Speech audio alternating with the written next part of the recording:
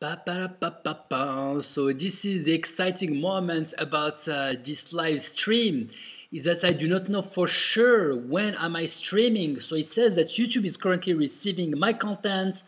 If you are able to see me, I am live. So hello everybody and welcome to the Responsible Restaurant Owner Podcast. My name is Sham, and for the last 10 years, since 2008, I've been helping people open and run their first successful restaurants, and I am now sharing it with the world. So what is the purpose of this video?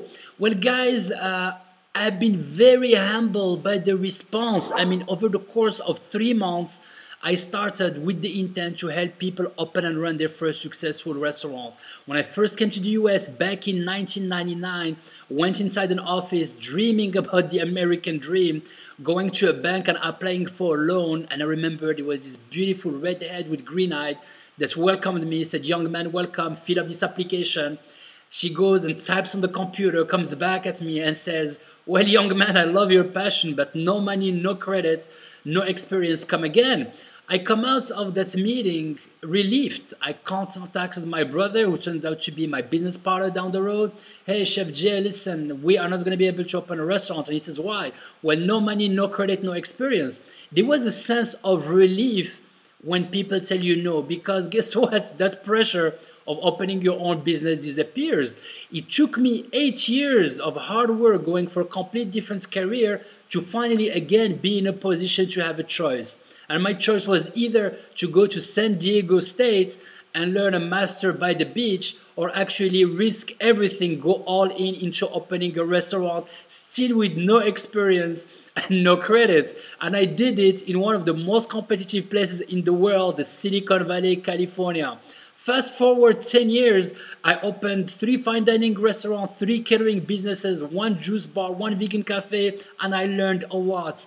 I wish there was somebody who can give me advice for free, and there were none. Every single person seemed to have a little piece of the puzzle, and they will not talk to a guy but if he pays lots of money. This is my way, my shout out to all the people that told me I could not do it, to all my friends that preferred to watch TV, to the people that preferred to party. Well, I had a vision and a dream, and this message is to help other people do just that.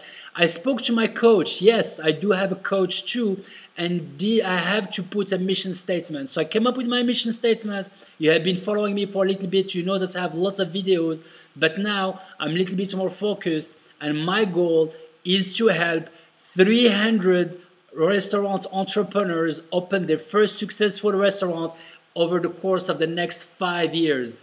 300 in the course of the next 5 years. I would love to have you come and be part of it. And yeah, it seems like a lot to do, but the systems are there. A lot of people fail because they think it's a glamour.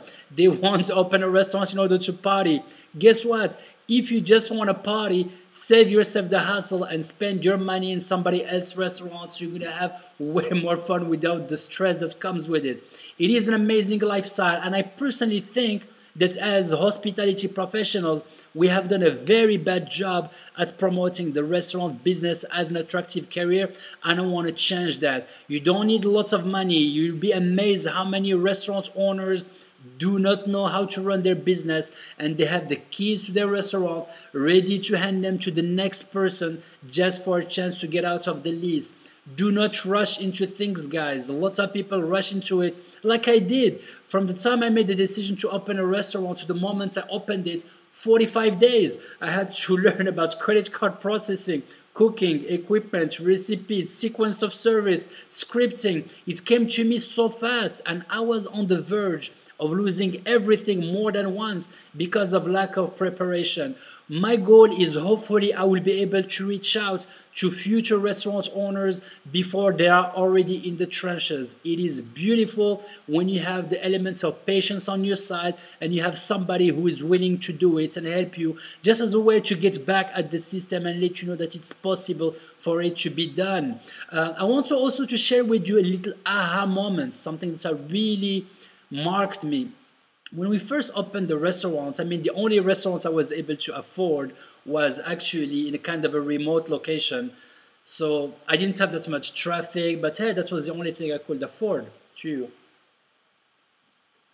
The first week was amazing. I mean, Here is this kid, minimum savings in one of the most expensive places in the world, but still no traffic. But the first week was amazing because we spent 2 months just redecorating everything. The building was old and we had to do everything from scratch and bring stuff from a country where it was affordable, and we did it, and we built everything with our own hands. Because I went to an interior designer, and when I asked the interior designer to help me, she quoted me some crazy numbers. So I had to personally go travel, get the ingredients, bring them in, and do everything with these hands. And the first week, as I said, was amazing, but after, nobody showed up. We literally were averaging 2-3 guests a week. It was horrible. And all our life savings were on it. And I looked at my business partner, I was like, man, I think we just went all in and I think we're about to lose. So, there's this panic mode that happens when things are not going exactly as you expect.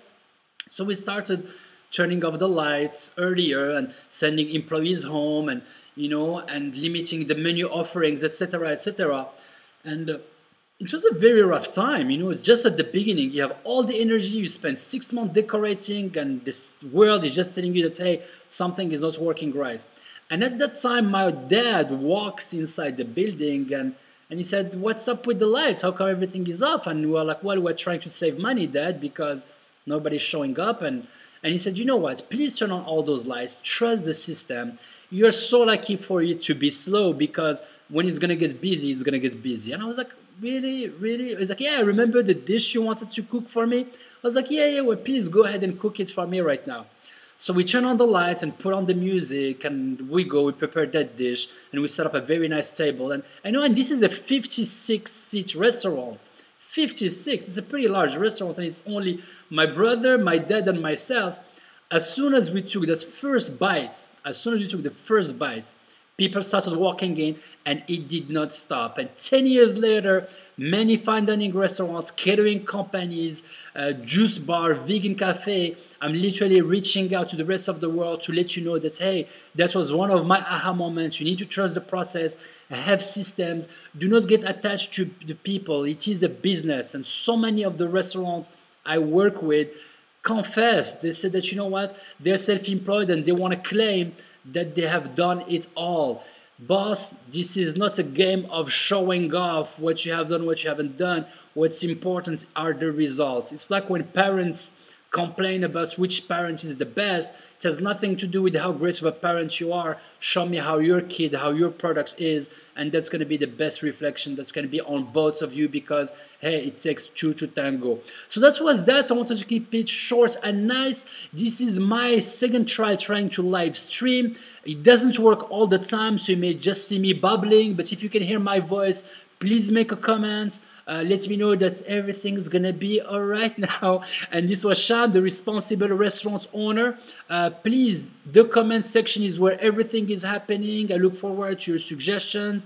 Nothing is perfect. This accent is not about to disappear anytime soon. And remember, the secret ingredient is love, baby. It's love.